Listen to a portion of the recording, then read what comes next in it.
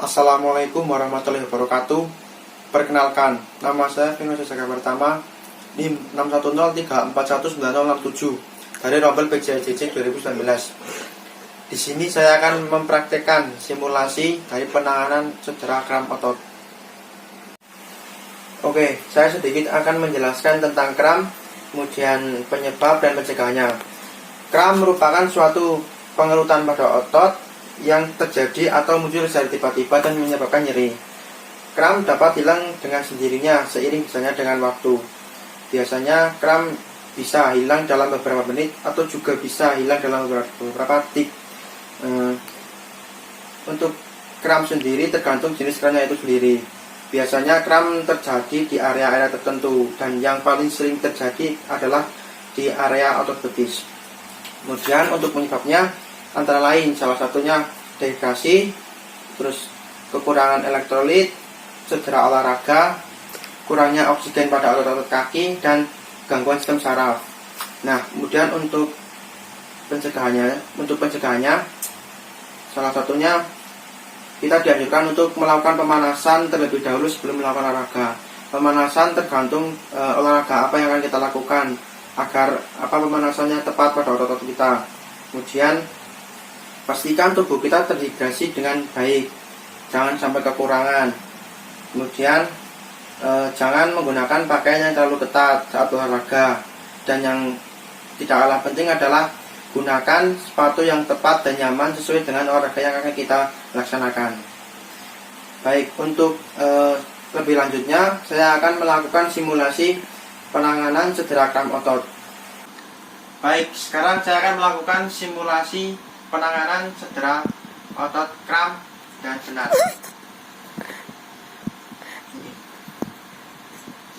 Baik. Nah, cedera otot kram sendiri biasanya terjadi pada area betis. Nah, pada area kaki bagian bawah ini terdapat 3 otot.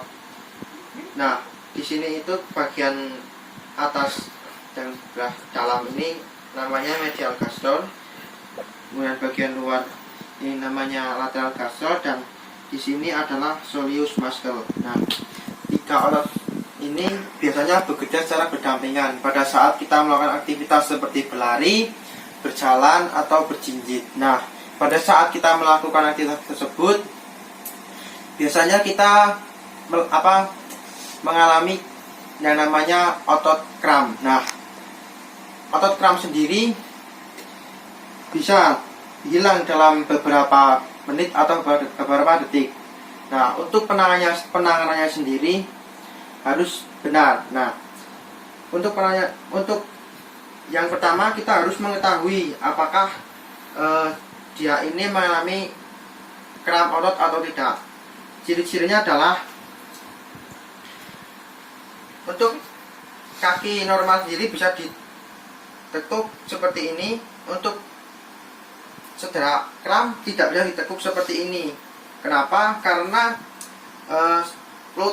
sendi lutut ini terkunci akibat otot yang tiba-tiba menjadi kaku, yang namanya kram otot tersebut.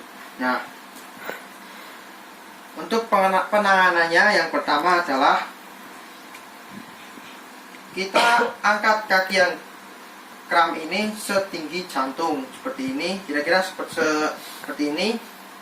Kemudian kita pastikan dan kita tunggu apakah otot ini lama-lama reda sendirinya. Seperti kita cek seperti ini, shaking seperti ini, kita bantu shaking seperti ini.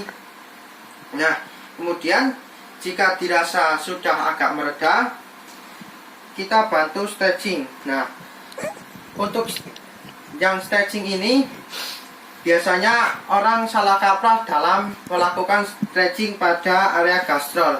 Biasanya orang yang lakukan itu menekan bagian ujung jari ini. Nah, jika kita tekan seperti ini, kita dorong seperti ini, yang akan kena efeknya adalah telapak kita ini, bukan di area gastrol ini. Jadi tidak efektif.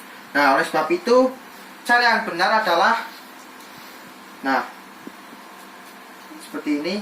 Kita tempelkan di telapak tangan kita, ininya. Kemudian tangan kita luruskan, kemudian kita luruskan, jajarkan dengan tangan kita ini. Nah, setelah seperti ini, kita teguk menggunakan berat badan kita seperti ini. Nah, dia nantinya akan merasa kesakitan dan kayak rasanya agak ditarik sini. Kira-kira 10 hitungan.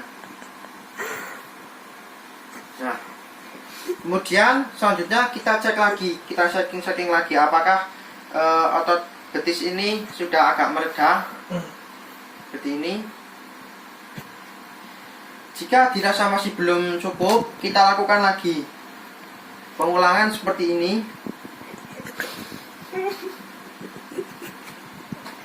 Menggunakan berat badan kita. 10 hitungan. Kira-kira 10 hitungan. Nah. Kemudian jika kita rasa belum juga reda, kita bisa melakukannya 3 kali stretching seperti ini, 10 kali hitungan sampai dia benar-benar sembuh cedera otot kramnya. Nah, hal paling terpenting ketika ada pasien yang mengalami cedera kram otot seperti ini, jangan sekali-kali gunakan es atau tempelkan es pada daerah yang terkena otot kram seperti di sini. Jangan sekali-kali Anda tempelkan es, itu tidak boleh. Nah,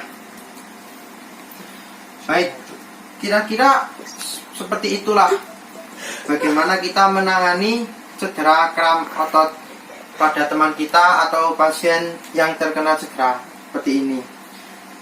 Baik, demikian simulasi penanganan cedera otot kram dari saya. Bila ada kekurangan atau bertutur kata dalam melakukan praktek, saya mohon maaf yang sebesar-besarnya. Wassalamualaikum warahmatullahi wabarakatuh.